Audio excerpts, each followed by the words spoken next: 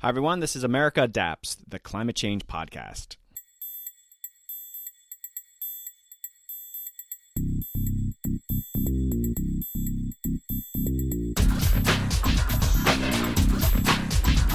Hey Adapters, welcome back to a very special episode. This is the second of a two-part series I'm doing with the Nantucket Conservation Foundation and the Trustees of Reservations, two land conservation organizations based in Massachusetts, who together jointly own and manage the Coskata-Coatue Wildlife Refuge on the island of Nantucket. In the first episode, we learned some surprising things about the history and wildlife of Nantucket, including an interview with world-famous author Nathaniel Philbrick, a resident of the island. Definitely go back and listen to that episode. The link is in my show notes. This episode will focus on how these two organizations are helping the refuge adapt to climate change. We'll dive into the science that drives their adaptation planning, and we'll learn the challenges to integrate adaptation into a conservation organization's goals and strategies. First, let me paint a picture of this unique property. The refuge is a barrier beach system which juts out into the Atlantic Ocean, forming the northernmost point of the island and wrapping back around as the protective barrier beach for Nantucket's harbor.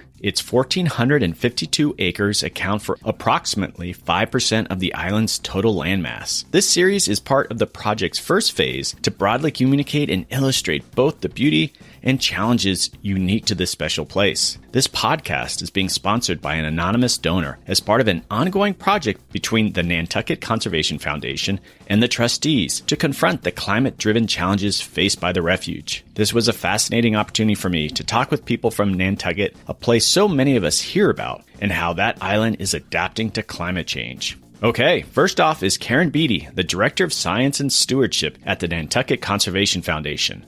Let's go adapt with Nantucket Island.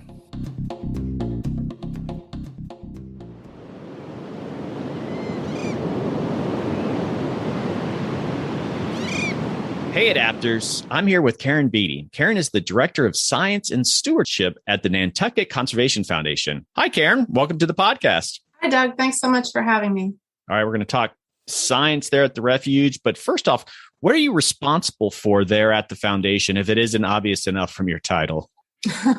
Well, I'm the Director of the Science and Stewardship here at the Nantucket Conservation Foundation. And we have a staff of 5 full-time year-round scientists that work for our organization. And then we also hire a couple of seasonal staff to help us with our field work. And we do a whole range of different projects, both on and off the refuge. The Conservation Foundation owns 9,000 acres of land on Nantucket. So we have a lot of different habitats that we work with, a lot of different species. And primarily what we do is we do science, but the science that we do is aimed at giving us information on how to better manage our property. So it's very, very management focused. Our staff has a wetlands ecologist named Jen Carberg, a wildlife biologist, Danielle Odell. Kelly Omond is our botanist, and then Libby Buck is our research technician. And that pretty much makes up our science department here at NCF. Yes, we are very science committed, our board, and they understand the importance of using science to make management decisions. And that's primarily, in a nutshell, what our science and stewardship department does. So you're there on Nantucket Island. What's a typical day for you?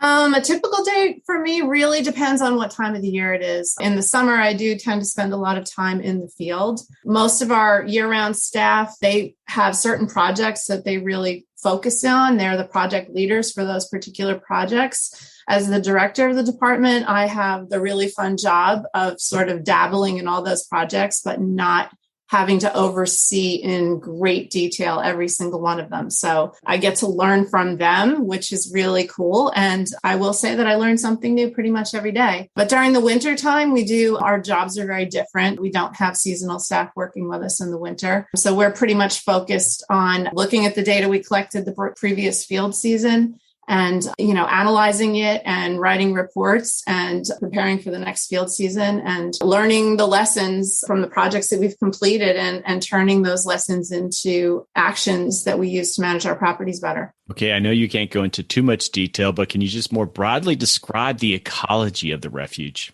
Well, the ecology of the refuge is a very unique barrier beach system. I'm sure people that you've interviewed prior to this in this podcast have talked a little bit about this, but The geology is very interesting in that there are cuspate spits that face into Nantucket Harbor that are by a very interesting dynamic between the tide going out and erosion sort of depositing sand from the tips into the bends. Our barrier beach, I would say, is pretty unique in the Northeast in that it's one of a very few barrier beaches that are not heavily developed. So if you think of areas like Fire Island in New York, on Long Island, that are heavily developed and have a lot of infrastructure on them, our barrier beach is not like that at all. There are just only a couple of cottages, one of which is our ranger station. And so all of the ecosystems that you would find on a barrier beach, the beach itself, the dune system, the interdune swale, the salt marshes, the coastal shrublands are all pretty intact ecosystems. And that's really interesting. And they support a lot of different rare and endangered species that you don't find in many other places in the Northeast. Okay, on that note, what are some of these special plant and animal species that find in the refuge? I would say the most significant group of rare species that we have would be birds. We have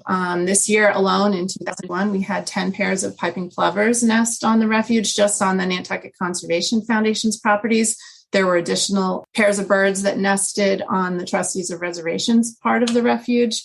We had 14 pairs of American oyster catchers, which are not listed statewide, but they're pretty rare across their range in the Northeast. And in fact, the 14 pairs that we had on NCF property make up only approximately 184 pairs that are found within the entire Commonwealth of Massachusetts. So that's like roughly 7% of the population of oyster catchers is nesting on NCF properties on the refuge. We also have common terns, least terns, roseate terns that either nest and or use these areas for staging at the beginning and the end of the season. And then there's many, many species of migrating shorebirds that come through in the spring and in the fall.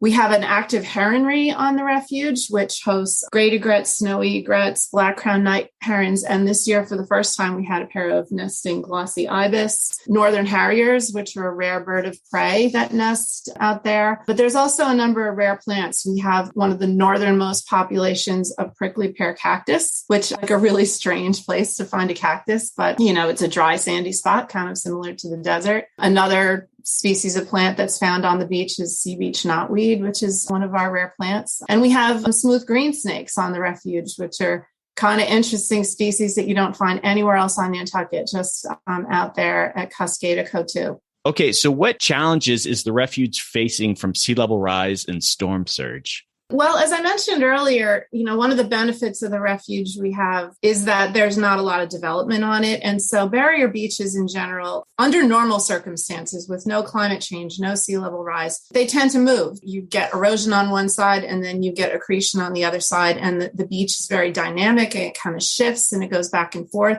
And in a barrier beach where there's no development, that's really not a problem because you're not trying to protect infrastructure that has to be in one particular place and can't move. And so up until starting to see the impacts of climate change and sea level rise, the erosion and accretion has kind of been in balance. And the barrier beach, even though it shifts and it moves the way barrier beaches do, it's pretty much been stable. But now that we're starting to see increased storms, increased sea level rise, that sort of natural balance of erosion and accretion is more tipped in the favor of erosion. And we are starting to see portions of the beach that are losing ground, but we're not gaining that ground on the other side to make up for it. And in particular, when you look at the shape of Coatue, it sort of looks like a very delicate fish hook.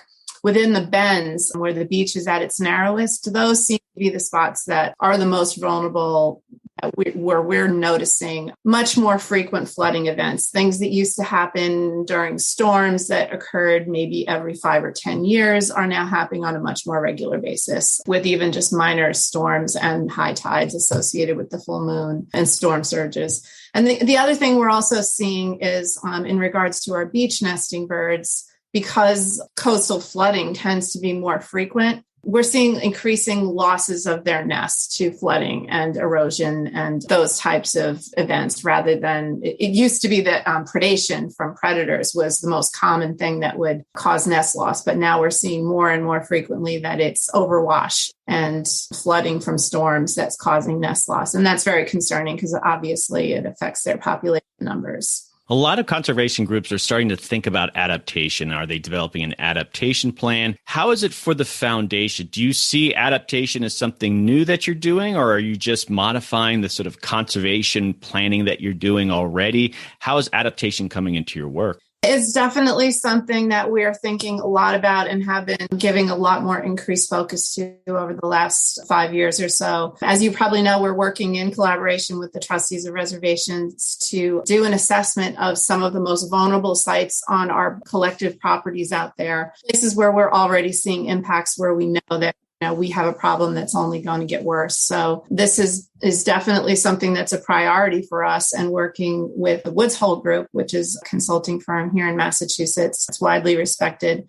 We are right now in the process of putting an assessment together of what the different options are for us to do, possibly some management and mitigation work going forward. And kind of what the preliminary results of that are showing is that probably the most likely thing that we can do to affect change in some of these areas are going to be nature-based solutions such as sand deposition, and also trying to create conditions where salt marsh can migrate inland to help stabilize some of these areas that are really vulnerable. So this is definitely something that we're putting a lot of increased focus on. We certainly recognize that the refuge itself is not just an ecologically sensitive and special area, but it also defines Nantucket Harbor. It's what creates Nantucket Harbor, and it's what protects all of the properties that are along the southern shoreline of the harbor from Nantucket Sound, and also, of course, our historic downtown. So, this is something we take seriously, and it's something we're spending a lot of time figuring out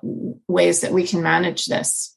So, Karen, you have been at the foundation for a while. How has the science work evolved over that time? The science work has evolved quite a bit. At first, we were a very acquisition-oriented organization, and so most of our work was in regards to acquiring new properties.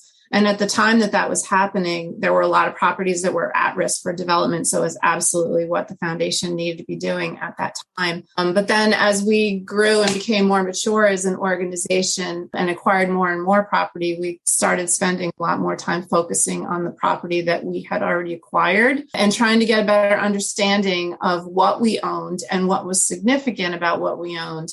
And when we first started doing targeted research, a lot of it was focused on sampling grassland and coastal heathland habitats because they're one of the rarest types of habitats that we have on Nantucket. And so we were looking a lot into managing those areas, because if you don't manage them, then trees come in and they become overgrown with woody shrubs. So that was something that we were focusing on. And that was sort of our target habitat that we were interested in. But over time, as we've gained more and more information about the different types of species that we have on our properties, it's become more and more apparent to me that it's very, very important to maintain representatives of the rare habitats, but also a nice mosaic of all the different types of habitats that you have on Nantucket, because there are different species that need different things. A lot of the rare species that are associated with our grasslands can't thrive in a forest. But then we just recently found out that we have a relatively healthy population of northern long-eared bats here on Nantucket, and bats are not doing well in the rest of the United States because of white nose syndrome. So the bats need the forest, the rare plants need the grasslands, the shorebirds need the beaches. And so we've been focusing more and more on creating that mosaic of habitats that's going to support the greatest diversity of species on our properties, and our management efforts on trying to maintain those mosaics. Can you share a hopeful message about the future of the refuge? I think a positive message that I would share is there isn't a lot of infrastructure out there for us to protect. So I think to a certain extent, the beach is going to change. It's going to move, but it's not going to be as much of a problem for us as it would be in other places where there's a lot of houses that you need to protect. And so, we can consider nature-based solutions that will benefit both coastal resiliency and the ecology of the barrier beach. And I think another really positive message is that we're all starting to come together and work together to address these issues now. And to a certain extent, we're a little late, but we're thinking about this now and we're trying to be proactive instead of reactive. And I think that that's an extremely hopeful way to look at this, is we're trying to prepare our property to receive the rising seas rather than trying to defend it once the sea has already risen. Okay, Karen, thank you for coming on the podcast and thanks for what you're doing there. Thank you so much for having me. I really enjoyed speaking with you.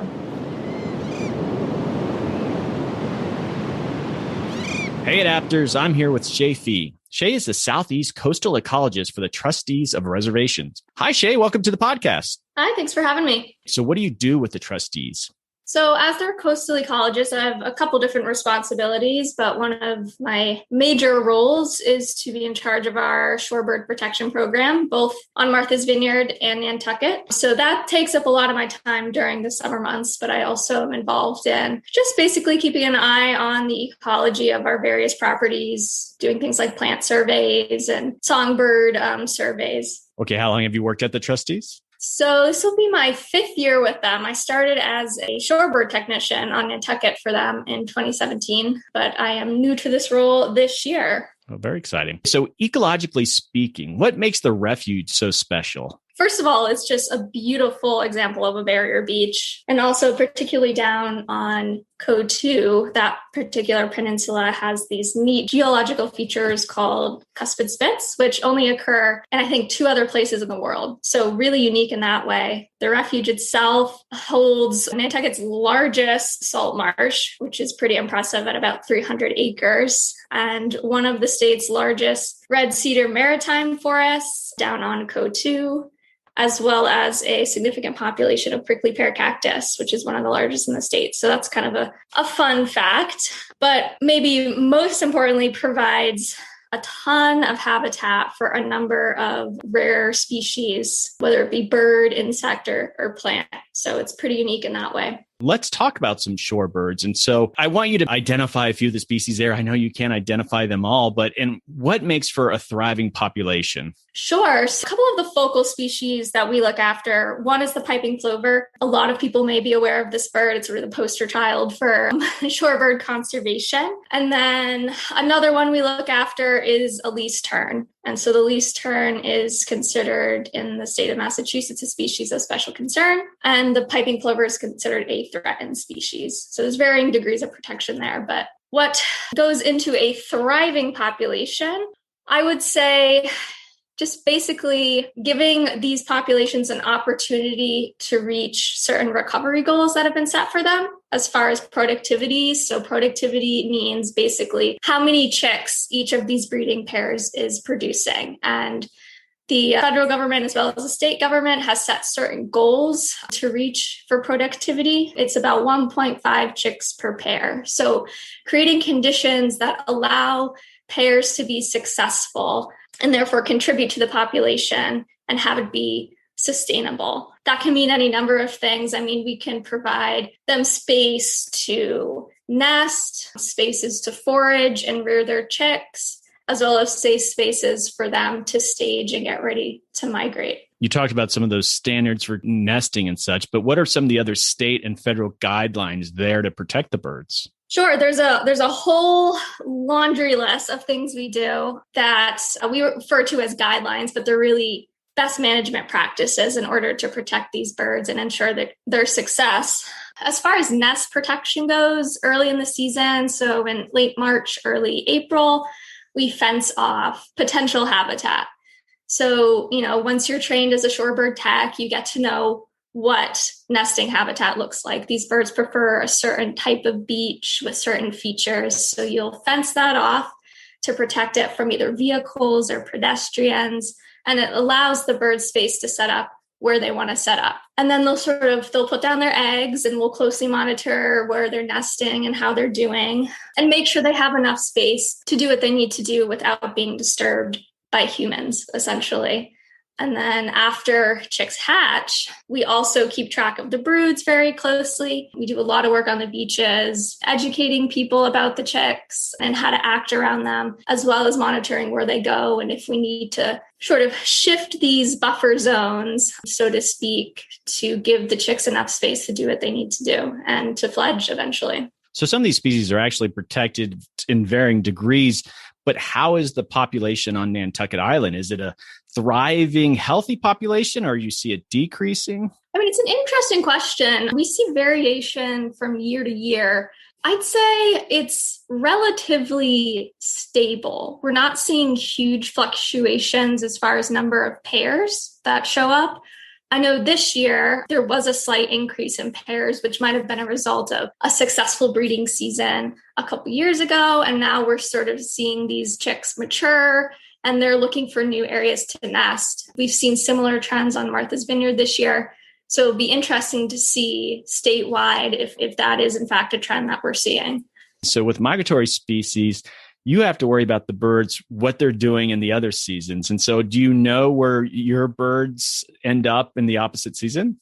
Well, it's hard to say because most of the birds we're dealing with on Nantucket are not banded. And so that's one of the main ways people in my field keep track of the movements of these birds throughout the year. So a lot of birds elsewhere, they have what's called plastic field readable bands or flags. And it's basically a way to identify an individual. You know, individuals either have a certain band color combo or alphanumeric code that corresponds to that individual. And so that depends on people resighting that bird along its migratory journey. So, you know, they might breed on Nantucket and then they'll leave in, you know, say early September, and someone just happens to see that bird in New Jersey as it starts heading south. And then someone sees it in Florida.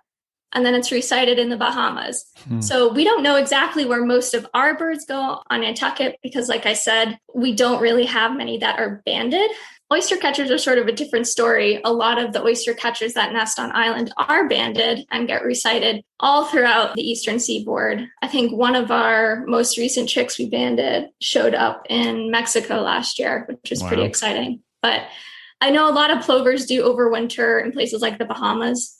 That's a pretty popular spot for them. Smart birds. So what are some of the bigger challenges facing the shorebirds on Nantucket Island? What are you most concerned about? Yeah, I mean, the challenges plovers face on Nantucket are not unique to Nantucket. This is something the whole entire population is facing. And so the biggest threat is habitat loss, whether that be from development or changes to the shoreline in response to rising sea levels and climate change. You know, we could lose a lot of historic nesting habitat as sea levels rise, as beaches erode, things like that. But with more frequent and more intense storms, that can cause blowouts in dune areas, which plovers love. So we could see more habitat, new habitat being created in the short term. In the long term, I think we'll just see an overall loss of habitat, unfortunately. And so I think that's one of the biggest threats. Another threat that we sort of have a little bit more control over is sort of human-wildlife interaction in terms of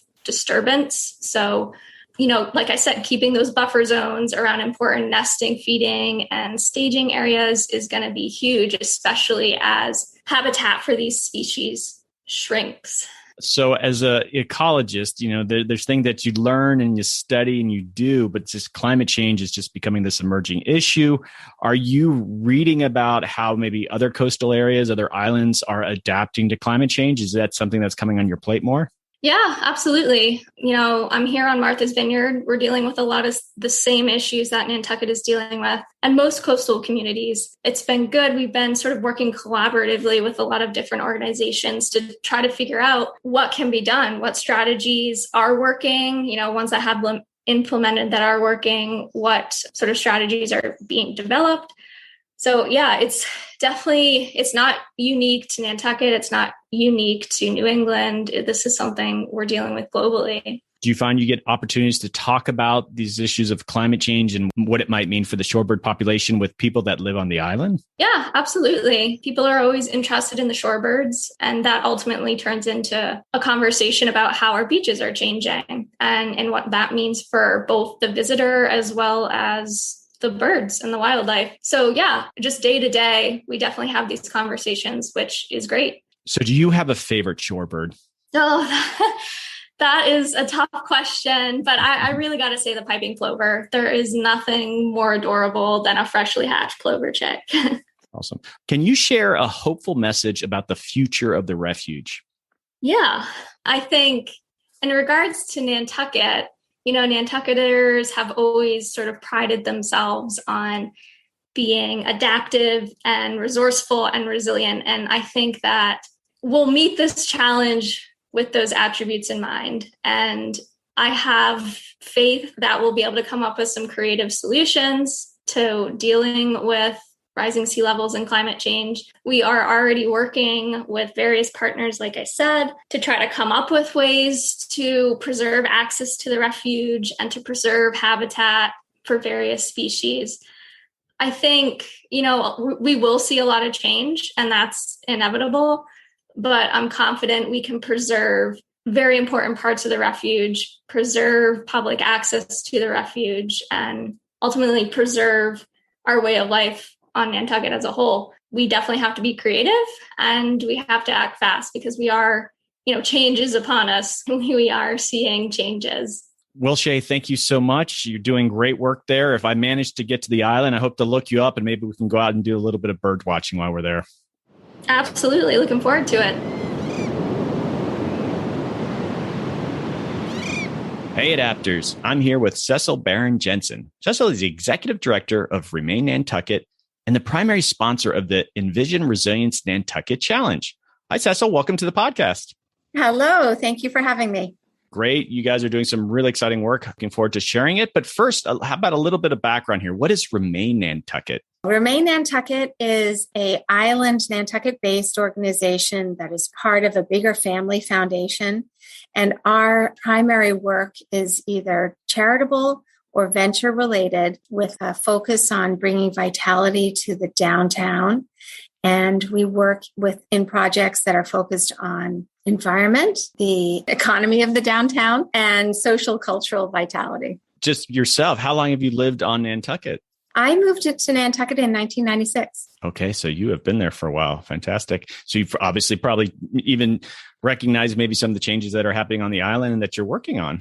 Absolutely. Absolutely. And sea level rise is one that everybody is talking about the last 2 years. It's just really hit as a primary concern for the whole island, but specifically for the downtown. Well, then you teed me up just perfectly here. So let's talk about how you're dealing with sea level rise, and let's learn about Envision Resilience Nantucket Challenge. What is it? Envision Resilience is a really fascinating way to respond to the fear that a lot of people have with sea level rise. So the inspiration for it started back in 2019 when the Nantucket Preservation Trust hosted a conference called Keeping History Above Water. And the whole island was presented with these really phenomenal images of the town, the buildings that we know and love, superimposed with the predictions of water for the downtown. And frankly, everybody sort of reacted in sort of fear and horror. And we at Remain wanted to do something that would empower people to feel sort of like they could do something about it, we don't just have to sit back and wait for the water to come, or, as I like to say, stick our heads in the soggy sand. Instead, what we did was we ran this really great challenge for 5 leading universities to come up with imaginative, envisioned responses to the sea level rise around the harbor of Nantucket. So if you picture Nantucket, there's Brant Point at one end and Washington Street and the creeks at the other. And that harbor area, we're predicting up to 9 feet of water by the year 2100. Wow. So it's pretty significant. So we divided it up into 3 study areas, and we invited these 5 universities to participate. And they came up with the most extraordinary designs. We ran it as a design studio. So it was a semester-long class. So we partnered with the faculties and the departments to have the students be working independently with their professor, but also engage with us by having Wednesday night lecture series and meeting with local advisors, using our local maps and information so that they were really, even though it was the pandemic and we had to run it all virtually, they were able to be as up to date on what Nantucket is facing in terms of sea level rise through this semester. So that is at the heart of Envision Resilience. But we actually had 3 primary goals for the program. The first is we wanted to see if we could run this really amazing design studio, which of course I've just described, and it was amazing. And the students were just phenomenal. Then the second was to run a community-wide engagement program. So everything that we did with the students was available through our website. So even when we were running these amazing Wednesday night lectures for the students, the community could participate. And then we did a public presentation of the work that the students did. And we're running an exhibition this summer in the downtown in one of the buildings owned by the Nantucket Historical Association. And that is where visitors can come in and actually see visualizations prepared by the students on the walls of the building. So that's a really awesome piece of it. But we're doing lectures and other community outreach projects as well. And then the final third piece of Envision Resilience is an opportunity to survey our community, because we want to see where we are at the beginning of Envision Resilience and then a year later at the end. And what we're hoping to capture is a deeper sense of empowerment by our community. So instead of saying, oh my God, so much water is coming, they're now, I'm hoping by the end of it, they'll say, yes, the water's coming, but it doesn't have to scare me, and I think I can do something about it. And so that's kind of the goal, I guess, if we had a reason to do it. I think it's really to allow people to imagine that they can work with adaptation in their homes and properties. The keeping history above water, that was sort of the catalyst for all this, but there wasn't some previous template for Envision Resilience. They didn't do it somewhere else. You guys kind of just created this from scratch. Yeah, we did. We dreamt it up. And I have to say that it was one of my bright ideas. And I had previously worked with an arts organization on Nantucket. And I was always really impressed by what creative people could do with a challenge, so back if I was working with artists, I'd say, okay, this is the challenge. We want everybody to paint your vision of this stretch of the waterfront, and they'd come back with all these unique takes on it. So I originally thought, well, wouldn't it be interesting to see if artists could do this? And we would give them enough science background for them to reimagine what the harbor could look like. But I presented that idea to a couple of friends, including the 2 advisors for Envision Resilience, Bob Miklos and Marty Hilton. And they both were like, yeah, that's a really awesome idea, but I think we should get design and architecture and landscape students involved, because they'll be used to being given a challenge like this, and they will be able to create something that not only reflects, the skills that students in these areas will have, but they'll also be able to take in the science, make it really significant. And it's not just going to be a sort of superficial first pass at understanding it and then turning your imagination loose. It'll be an in-depth study. I really like some of the words that you're using. I mean, first off, envision, but then you just mentioned earlier, imagine. You're using some rhetoric that you don't typically hear in the adaptation space. Most of the time, I don't think it's doom and gloom like it is maybe on the carbon mitigation side, but it's still more mundane. It's like risk management, risk mitigation. And so you have these very interesting words that I'm sure you're very strategic in wanting to use in the first place. You're absolutely right. I think that there's something that, the founder of Remain Nantucket is Wendy Schmidt, and she said, you have to be able to imagine something before you can do it. And that's exactly what Envision Resilience is all about. So if we're challenging our community to come up with ways to adapt their own properties, it's all well and good to say, well, you need to make sure you've got porous surfaces and that you plant rain gardens and you might consider a living shoreline.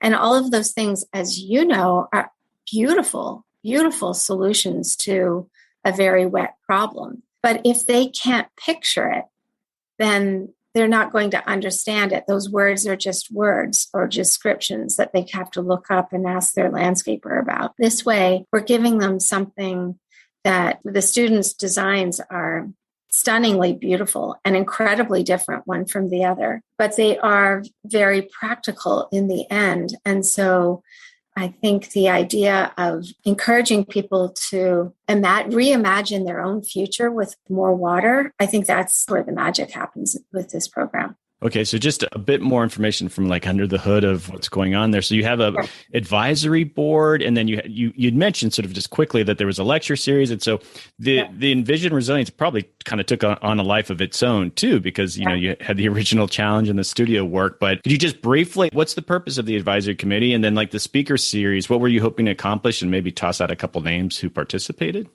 Oh, sure. The reason we started with an advisory board, and the advisory board is almost 100% local people who are working in this arena. So we have architects, we have planners, we have people who work for the town who are charged with coming up with resilient plans. We have representatives from all of our land and conservation areas that have anything. I mean, honestly, all of them have something to do with managing the land in face of sea level rise. And, you know, we have educators. So it's a very local based advisory group. And it was from the conversations with the advisors that we actually started to ourselves understand the priorities for our community.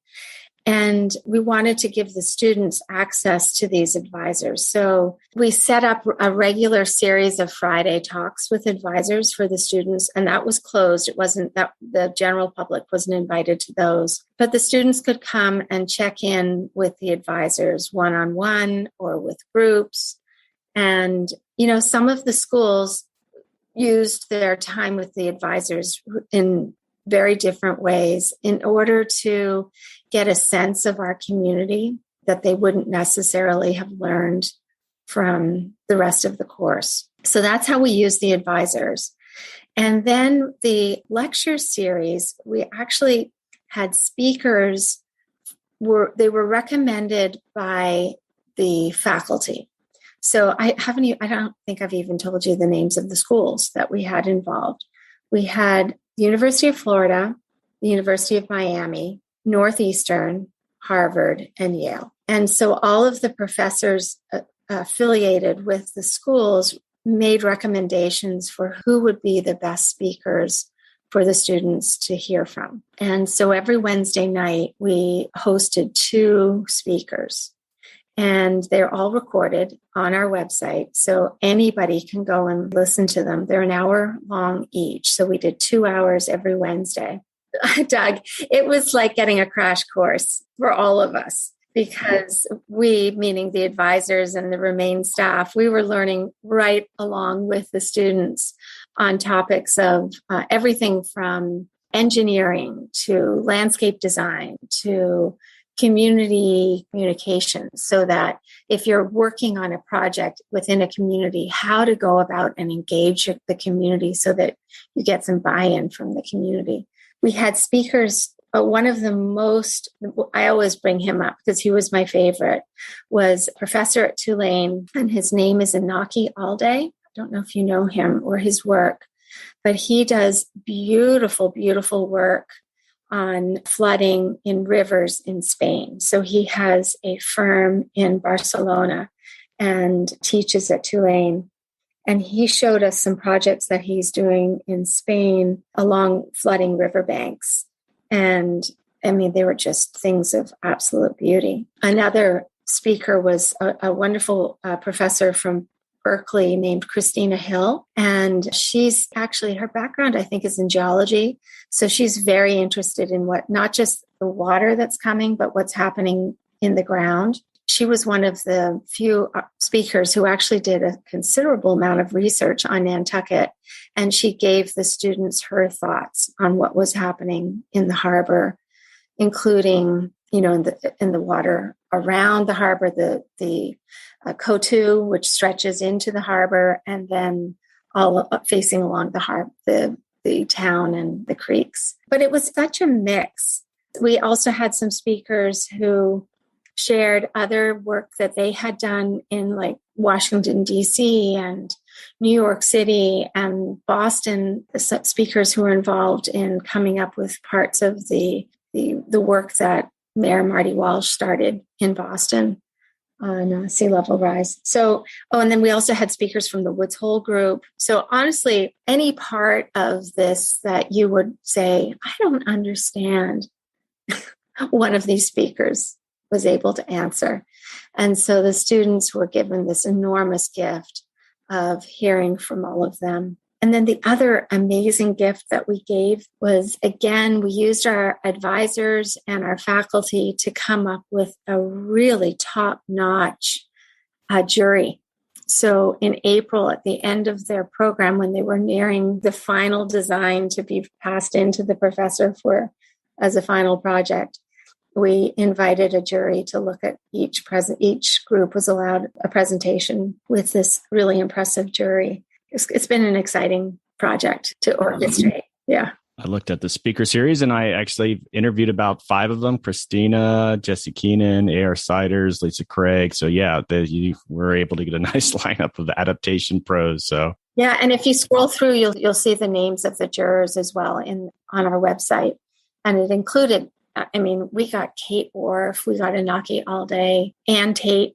Anyway, this is an amazing group of people on the jury as well. So it was pretty special for the students and for us. Cecil, this has been amazing what you guys are doing there. I hope people can go to your website. I think your website is actually fabulous. It's easy to follow what's going on, even though this is kind of a very unique project that you're working on. I encourage other communities, if they want to do something similar themselves. I think you have it laid out there. And if you have any other additional recommendations, please share. But I want to end this. Can you share a hopeful message about the future of Nantucket? And we're talking about the refuge too, but just you're working in all these areas. Can you share a hopeful message? Oh, yes, I'd be happy to. I think right now on Nantucket is sort of this amazing sweet time for coastal resilience planning. The town is doing incredible work, being leaders, truly leaders in this area. So in partnership with Lisa Craig, they're coming up with very practical, policy-driven, a toolkit for how we're going to go through this as a community. Then the Coastal Resilience Advisory Committee is led by this man named Vince Murphy, and his team is doing amazing work at coming up with concrete plans for specific projects across the island. But what I think is really exciting is that the whole community is now talking about it and starting to think about, well, gosh, maybe I shouldn't be planting a green lawn. Maybe I need to think about something that is a little bit more absorbent and takes less water and chemicals to sustain. Maybe I need to be thinking long-term about how I manage my personal land. And Doug, as you know, that is an imperative, because if we're going to, as an island, as a community, if we're going to be able to withstand 9 more feet of water in our downtown, everybody has to be pulling an oar. So you can't just sit back and say, well, what's the town going to do? What are the nonprofits going to be doing? It has to be business owners. It has to be homeowners. It has to be everybody who has a footprint on the island. They have to think about their own carbon emissions. They have to think about their own plastic, how they use plastics, and they have to think about how they manage their land. And if we can do all of it together, and if we can imagine a beautiful pathway forward, I think that's the hope. That's where we're going to make a difference. And we're going to be able to withstand the water that as it's coming, and it is coming, and the rise that we're going to see. Cecil, that was a great message. Thank you for coming on the podcast, and thanks for what you're doing. Thank you.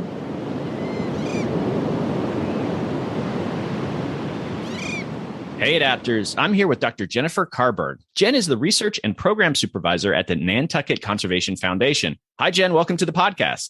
Hi, Doug. Thank you for having me. First off, what do you do there at the foundation? I work for the foundation in our science and stewardship department, and I help oversee all of our research projects. So the foundation, which you've probably already heard, owns over 9,000 acres on the island. And one of our driving mission, at least in the science department, is to make sure that as we're conserving all these rare habitats and ecosystems and plants and animals on the island, we're doing it with a scientific background. So our science department has a lot of different research projects that we're doing, from, monitoring bat populations on the island, looking at how restoration impacts turtles, doing salt marsh restoration. And so I kind of oversee all of the research pieces of that, how we're doing the field work, collecting the data, pulling the data back into the office, and actually hoping to get scientific publications out of the research that we're doing, which we have a number of those so far. And then we turn that research around and use it to inform management that we do in future years. So it's kind of this nice research cycle, and I get to help oversee how that all happens. We're going to be talking a bit about adaptation resilience. And I've found it really interesting how a lot of scientists doing traditional scientists, you're getting dragged into this adaptation discussion. And we're going to talk a bit about that. But I want you to set the sort of groundwork for the Coatue Refuge. And we've talked a bit about that, but how has the refuge changed in the last 5-10 years? Are you seeing those kind of changes even more recently like that? So we absolutely are seeing shifts out on the refuge, and we're really just, as far as the research side of it, just beginning the monitoring piece out there. We've had staff on the refuge for many years in kind of a ranger position where we're monitoring all of our rare shorebirds. We're monitoring how people are using the properties, making sure there's not overuse of the property out there. But we're seeing, just from having people on the properties, shifts in where our beaches are, shifts in where our open sand is, shifts where vegetation is disappearing, or we're getting sand washing over into our salt marshes. And so we're kind of just seeing a change in what the habitats look like out on the refuge.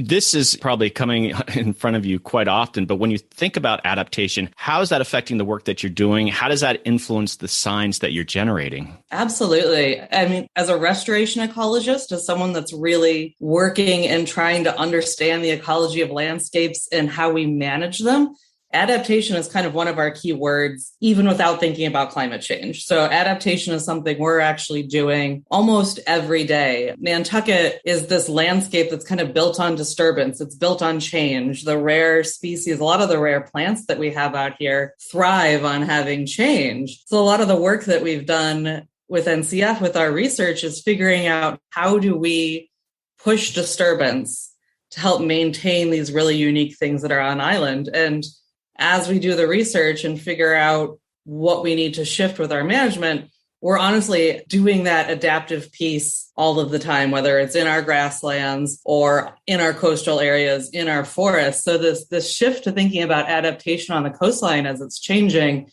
it's not a big jump for us. It's kind of a natural transition to thinking about the ecology out there. Would you say, and I've had this conversation before, just people are dealing with conservation, that they don't necessarily see their work overlapping with what's happening on the adaptation side. And to me, that's almost becoming interchangeable. You have to sort of make those adjustments. And it sounds like, though, it is influencing what you're doing there on the ground. Yeah, absolutely. It's kind of an interesting way to look at it out here when you learn traditional restoration ecology, in any university setting in the United States, at least when I was doing it, 15, 20 years ago. You were learning that you were trying to get an ecosystem back on a trajectory, trying to get it to work the way it used to work before humans interfered with it. And that's really, we're at a point now where with climate change, kind of no matter where you are, coastline or not, you can't get back to that pre-human interference on the landscape. We've just changed things so dramatically. And so instead, we're looking at it from a point of view of we have to adapt. We want our ecosystems to function really well. We want them to be good, biodiverse ecosystems with a lot of different species, be resilient. So how do we adapt our management, or how do we shift that ecosystem so it can survive a little bit longer into the future? It's kind of a different way of looking at things, but because we're so disturbance-based on Nantucket, it really really is this natural kind of transition into adaptation. Well, it is a relatively emerging field. Are there areas, are there other islands that you look to? You must just be curious, even in the academic literature, it's just, are there models that you kind of look to that you're learning from? Oh, definitely. We're always looking to other islands and honestly to the mainland to see what people are doing in other parts. So Martha's Vineyard, we have colleagues up in the Gulf of Maine. The Gulf of Maine actually puts on really good conferences to talk about how we're interacting in our coastal system. So there have been a great model for us to look to. You know, when you're isolated on an island, you don't have a big university kind of to turn to pull different disciplines from. So out here, we're used to reaching out to other groups. And so we've been paying attention to Cape Cod and all of the New England coast, really, because it's the most kind of in the same area of what we're working on. Similar trajectory of impacts,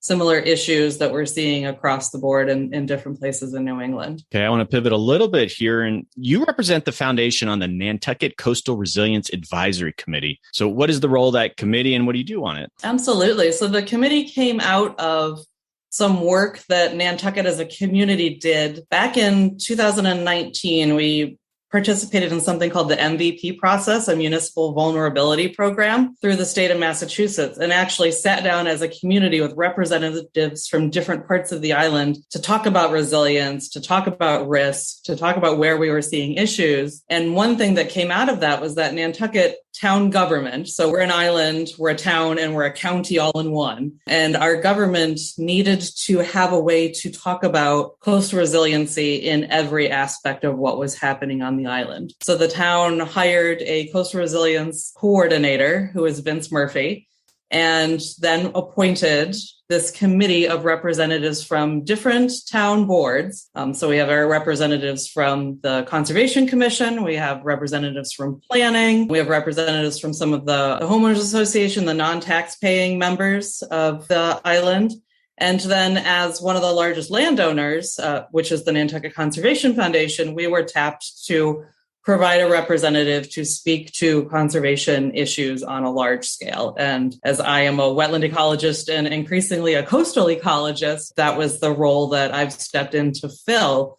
And the committee itself, we're overseeing coastal resilience for the entire island, helping to bring education to the island, to everyone, and represent those issues at a government level. But we're also overseeing the development of a coastal resilience plan that is island-wide. So actually bringing in outside consultants to assess the entire island, look at risk and vulnerability from every aspect, from infrastructure to housing to density to where our natural resources are, to how we access the island. And then from that plan, from that assessment of risk, we're going to be presented with a number of alternatives kind of over the course of projected climate change sea level rise, basically up to 2100, which is as far as the models go in a year term. And we're going to help the town figure out, how do we implement these? What are the most important places to adapt our island? How are we going to pay for it? And how are we going to get these alternatives installed? And that's, we're kind of in the middle of the process right now, middle to the end of actually getting a coastal resilience plan.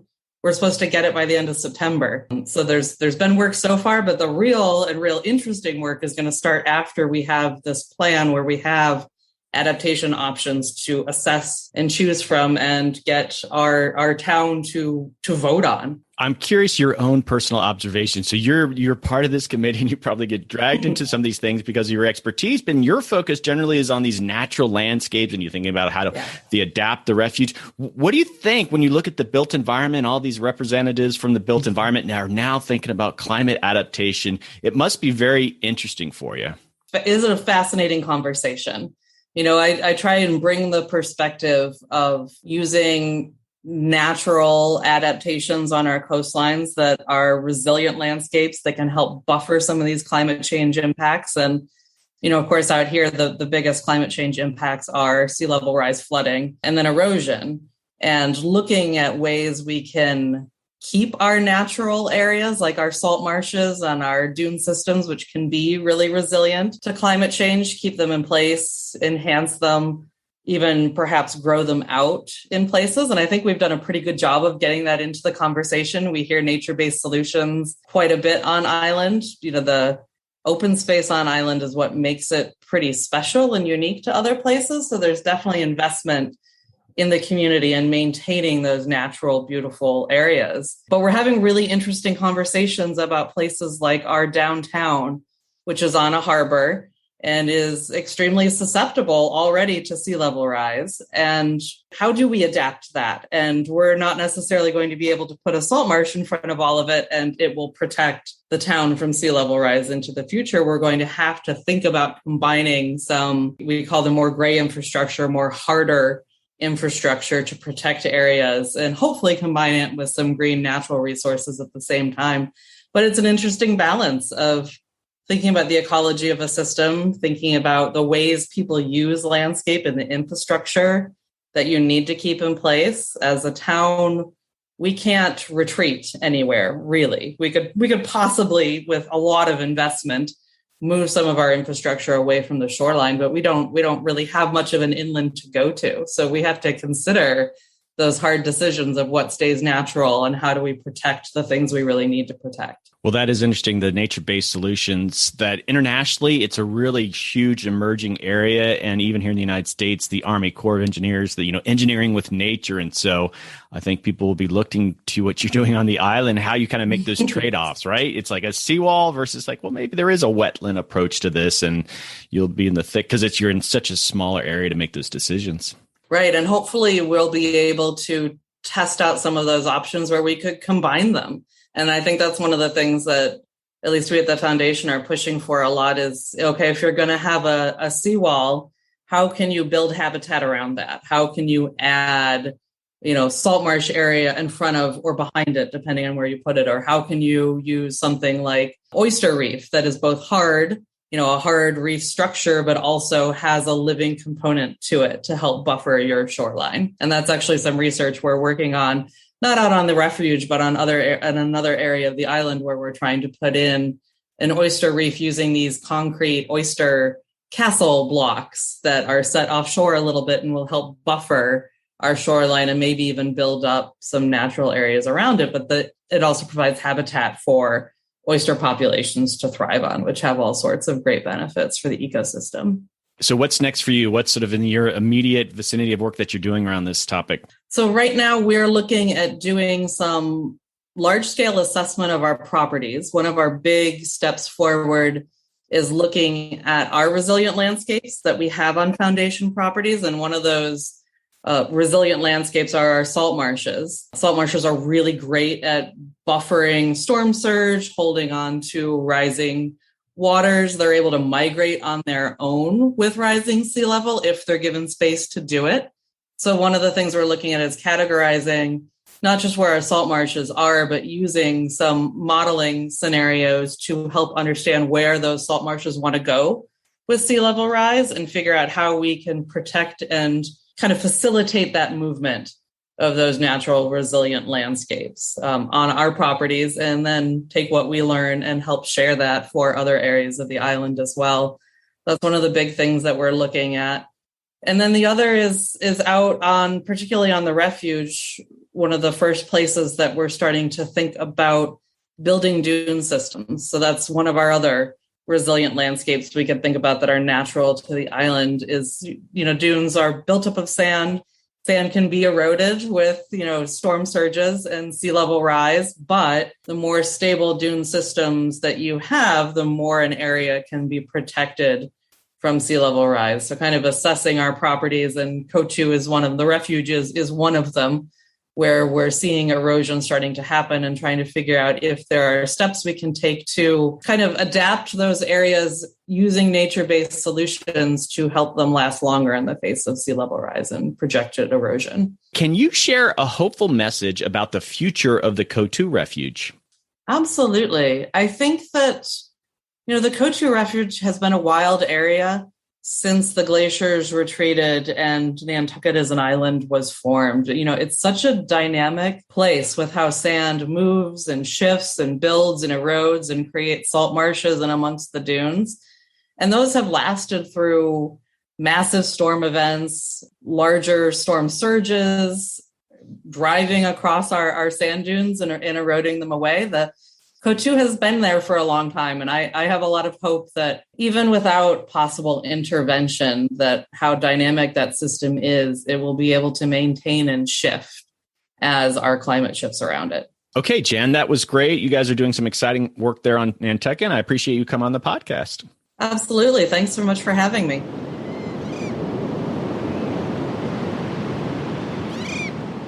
Hey, Adapters. Joining me is Cormac Collier. Cormac is the president of the Nantucket Conservation Foundation. Hi, Cormac. Welcome back to the podcast. Hi, Doug. Thanks for having me back. So I've been talking a lot about adaptation with some of your staff.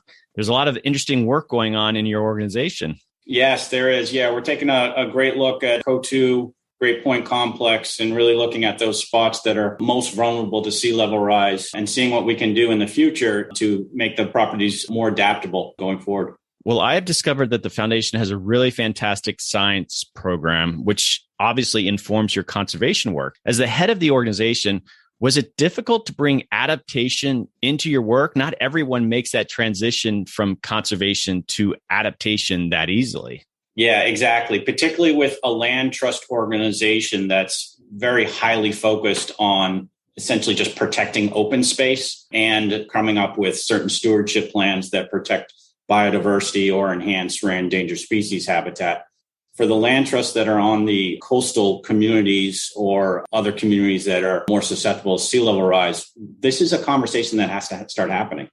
Many of the inland land trusts are now talking about climate change and adapting to climate change issues. For us being on the coast, certainly a climate change adaptation issue is sea level rise. So as we brought this to the forefront of our science goals and objectives, it's a transition, let's say. Certainly, it's a bit of a departure in terms of core rare endangered species protection, but it certainly is an aspect of the work that we do when it comes to the small ecozones or plant communities that need to be protected that are vulnerable to sea level rise. And institutionally, and I think there's a lot of interest from other organizations, other small to medium-sized conservation groups, that what was that process like? Were the scientists saying, well, we're reading a lot more about adaptation. Was it a sort of a slow build-up? How did it kind of come into the org?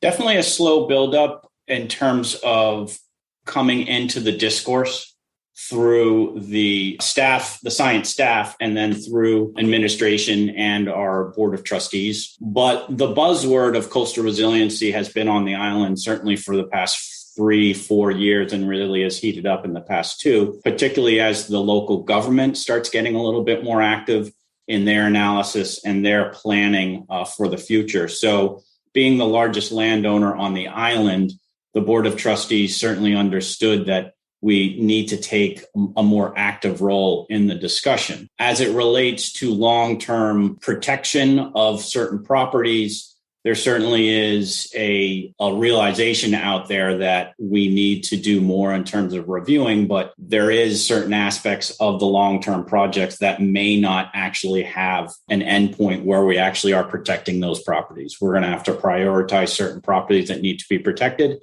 and other properties within our constraints might not be able to be protected in the long term because of the extremities of sea level rise. So how are you as an organization integrating adaptation? It's just a new emerging approach within your communication strategy. You're obviously wanting to communicate to the public out there. Exactly. And this podcast, quite frankly, is one of those methodologies for us to actually get it out there more into the community. We're more participatory in meetings, whether at the government level. We are working on a local committee that looks at coastal resiliency, and it's an advisory committee to the actual government. We are doing more as it relates to our press and working with the local news outlets. And certainly we need to do some work in terms of reaching out to the membership and the community with different media, whether it's radio, video, or this podcast, as I mentioned before. What advice would you give other organizations as they are trying to go through this process of bringing in adaptation as a conservation strategy and everything that they do? Probably first and foremost, it always starts with the strategic plan of that organization and where they want to be in 3 to 5 years, depending on the timeline of that strategic plan. And if climate change adaptation is certainly something that they would like to investigate, and then maybe even has some actionable items, that should be brought forth through the strategic plan through the discussions in terms of the creation or update of those strategic plans, and then set out some clear measurable goals on how you'd like to attain some of those things. And so this is a partnership with the Trustees of Reservations. What do you see as this continued partnership? How do you guys see that going forward with that partnership? It's a good partnership in that it really highlights how there isn't necessarily a definitive bound in nature in terms of ownership, and how the Coatue complex, even though it's owned by us and then some private inholdings, us being the foundation and the trustees, and then the private inholdings being private property owners, just a few, in that we all have to somewhat work together if we're going to come up with certain strategies for the long-term protection and stewardship of the area. And I think the partnership really highlights the beneficial possibilities of working with your neighbors. Many, if not all of these issues, are not single or alone as they affect certain areas. They really are ecosystem based and large scale based, and they need multiple partners and multiple collaborators to actually get them off the ground. Could you tell us your aspirational vision of what you see specifically for the Coatue Refuge and what you're doing here, and just what makes you optimistic about all these things? I think the thing that makes me optimistic is that the actual discussion has now gone from just talking about the issue, but to actually employ actual plans and projects that are out there as it relates to not necessarily Coatue, great point, but I'm starting to see other projects in place as it goes for other areas of the environment to protect them based upon sea level rise. One thing that I'd love to see going further, and one of my goals, is how we can protect some of these very rare, not necessarily rare, but very vital and important areas such as salt marsh habitat. And I think that the protection of salt marsh habitat in the face of coastal sea level rise is probably going to be one of the number one marine-based issues going forward. And if we don't protect our salt marshes or give them areas to migrate to, we're going to have an amazing chain reaction of negative consequences going forward in terms of marine life, water quality, even buffering of inland areas. And I do have hopes that if we as land trust owners, the government, educational institutions put their heads together, that may be one aspect that we can make some inroads to. In terms of some of the lower lying areas, the dune ecosystems and barrier beach ecosystems, I have hopes that over time we can protect certain areas. I do see some of the projection maps, and it's a little bit distressing to see what can happen over time for some of those areas. But I think that there are opportunities to protect the most vulnerable areas and most important areas over time. However, like I said, certain areas, no matter what, are going to succumb to sea level rise. But I think at least now we are starting the analysis, the review, and we can put into place certain projects going forward that will have a long-term benefit. Cormac, it's been a pleasure talking with you. This is the second in our two-part series of this partnership with the trustees. You have some amazing staff. It's been a real treat interviewing them, learning their stories, and thanks again for everything that you're doing. Great. Thanks, Doug. Thanks for your time, and really appreciate being here. Hey, Adapters. I'm here with Tom O'Shea. Tom is the Managing Director of Resources and Planning at the Trustees of Reservations. Hi, Tom. Welcome back to the podcast. Hi, Doug. Great to be here again. Well, Tom, we are closing out this fantastic episode talking to some of the staff at the trustees and the Nantucket Conservation Foundation on the adaptation work that's going on out there. But I wanted to just close this episode talking to you and Cormac. But just briefly, for those maybe people didn't listen to the first episode, can you remind people what you do again at the trustees? Sure. Yeah. I oversee the programs that are really dedicated to our mission areas of resource care, from our cultural resources, our natural resources, and our agricultural programs. So that also includes our coast and coastal strategy, which I used to be the former director of coast and natural resources for the trustees. With the work that you're doing with the trustees, what have been some of the biggest challenges of integrating adaptation into work that you do and in the other staff members at the trustees? What are the big challenges? Sure. The big challenges with everybody, really, not only our staff, but community, our partners, but is really a fluency around what does adaptation mean What are the choices that we need to make? What are the strategies? What are we adapting to? And one of the harder things probably is, at what point do we need to act and actually adapt, right? And so oftentimes what I start off with, just to frame that conversation in talking about adaptation or adapting, is I'll say, look, there's the sort of protection approach, which is resist against change. Adaptation is accommodating and responding and modifying what we do and how we manage our properties or how we care for our resources in a way that is accommodating to change.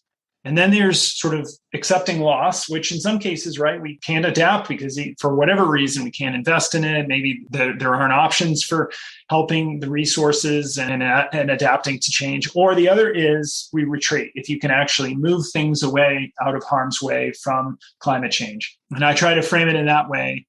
And it is a challenge just to get people's fluency around, oh, yeah, these are the choices we have to think about. All right, so if we're going to accommodate change in place where things are today, then what are those strategies? And you need to sort of paint a picture. What can we do? And what are the risks? And then you have to kind of align the two together. And one thing, Doug, that's sometimes challenging too, is actually people will wonder, well, how long will this last for?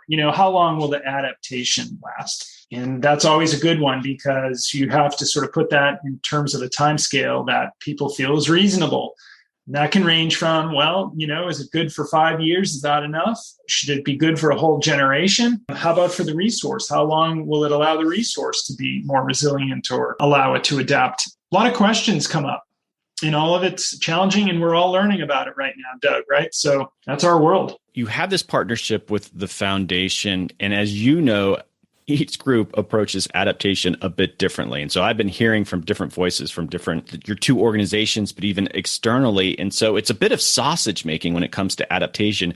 But in regards to the work that you're doing with the refuge and here on Nantucket Island, how are you aligning, potentially two different approaches? Yeah, so I guess this is something that will evolve over time. And even if, approaches seem a little different at first today, that might change. And especially as conditions change with storm surge and sea level rise, or, impacts to the beaches, impacts to the harbor. So one thing that may be a little different approach is the Nantucket Conservation Foundation is focused on their properties and focused on Nantucket, right? And we have a statewide view. And so that might lead to a difference in sort of scale and what we're thinking and how it fits our strategy. Then there's the town of Nantucket, right? And how does Coskata-Coatue and the Wildlife Refuge fit within, say, the context of managing Nantucket Harbor? And, there's going to be questions about, right, does the barrier beach really protect the harbor from storm surge and increased impacts from flooding in the harbor area, which is really the heartbeat of their economy, right? And so that's going to come up. And what do we need to do to protect the beach to therefore protect the harbor? And do we need to dredge the harbor to help provide sand and nourishment and dune restoration on the beach? And so questions of scale and interdependencies between the town and NCF and the trustees, these are all things we have to work out. So I think it's going to be multiple conversations and looking at, what are your objectives? How do those align with our objectives? And it's just, this is the sausage making, as you said, Doug, that needs to happen. But the good thing is that we're actually working towards these things, as opposed to just sort of waiting for things to happen. I've always said on a timeline, if we can be doing adaptation conversations like this and starting to make choices now, we're going to be in a better position by 2030, let's say. And we need to, because by 2050, a lot of these options start to run out. And the exponential change from climate change is really going to make it even that much harder to adapt. So it's all positive, even if it's sausage making. I think the partnership that you have, even doing this podcast, is a nice sign of the kind of adaptation collaboration that you're thinking of. So I think that's fantastic. Yeah. What advice would you give other organizations as they try to integrate adaptation into their existing work? Well, there's sort of a general approach to it, I would say, is one, what are the resources you care about most? And you kind of list them out, right? From the highest significant resources or things that you care about and you value, down to maybe the mid-tier and lower tier. Hard to do that for organizations, actually, Doug, because sometimes you want to care for it all, right? But it's going to get harder and harder to do that. So you really kind of have that list of what's our most significant to maybe less significant. And then what are the risks associated with each of those as you go down the list? And then, okay, and this is essentially, Doug, what I'm telling you is what we did over the last 5 years as an organization for our coastal properties and our coastal resources. I mean, this is kind of what we did.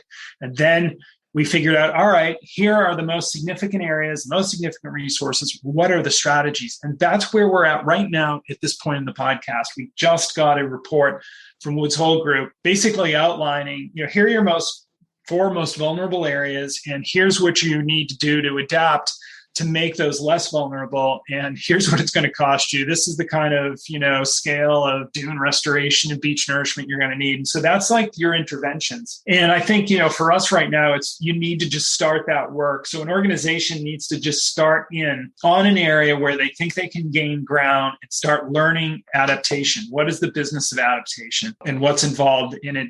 By nature, right, it's going to require a long-term view, but not that long-term, 5, 10, 20 years, really need to know where you're headed. And that could be everything from, the coast or flooding to, heat, issues with the growing issues of heat in cities, or just dealing with droughts, fires, right? All the different threats, increased precipitation, stronger storms. I think everybody's going to be impacted in some way. So I say just know what your risk is, what you care about, and then start to become more fluent on adapting, and just start adapting some things, start getting into that kind of work. And then you'll start to see momentum build.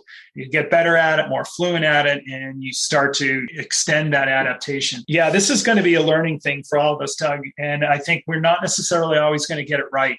And, we just have to be thoughtful about, okay, what are the different contingencies or trajectories that our adaptation could go here, and be able to adjust mid-course. And we're having to do that actually in a real world situation with our regulators, because the state agencies, federal agencies, want to know, well, if you're going to do this, what are the unintended consequences that you might foresee, and how are you going to manage those unforeseen, unintended negative consequences? They're actually going to hurt what you're trying to care for, whether it's a marsh or a beach or whatever else it is. This is the tough part about adaptation work, is it does require changes in the environment sometimes, and it depends on the project. So, Tom, I asked the same question to Cormac, and we want to leave on a positive note. This is the end of the two-part series that we've been doing. What is your vision for the future when you're thinking about all these things that we've talked about in these 2 episodes? My vision for the future is that we have a plan. We have a vision, right? We have a vision that says these are the areas we care about. We're going to commit to adapting and making these places that we care about resilient. Here's how we're going to do that,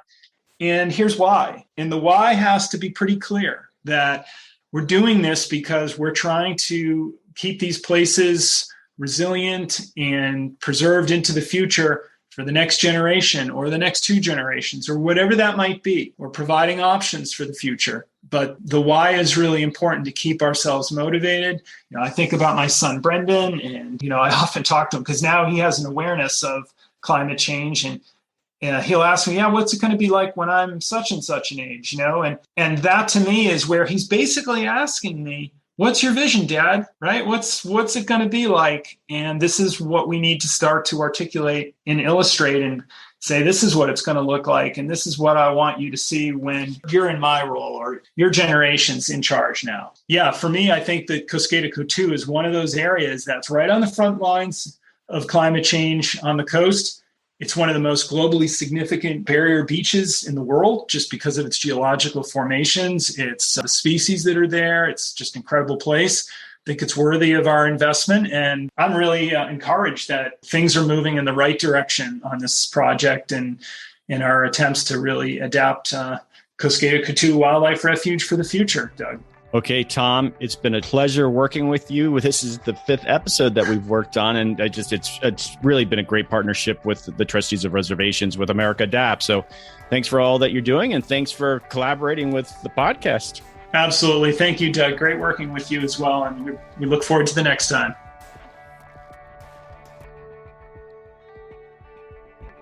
Okay, Adapters, that is a wrap. I hope you enjoyed that 2-part journey to Nantucket Island. There's some amazing work going on there.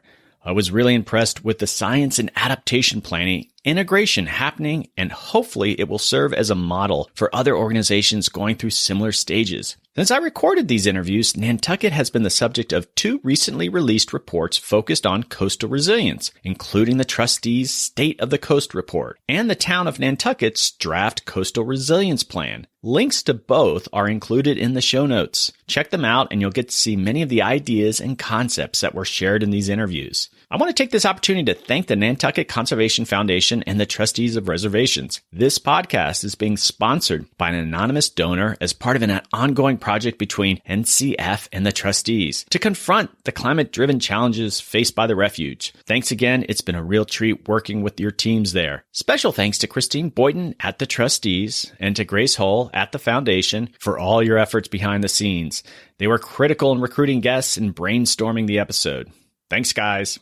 Before we go, as I say in every episode, I love hearing from you. I mean it. Just say hi. If you have an idea for a guest, let me know. Or if you have your own idea and funding for a sponsorship, let me know. Let's partner and tell your story. I'm at americaadapts@gmail.com. Send me an email. And the website is americaadapts.org. Okay, adapters, keep up the great work. I'll see you next time.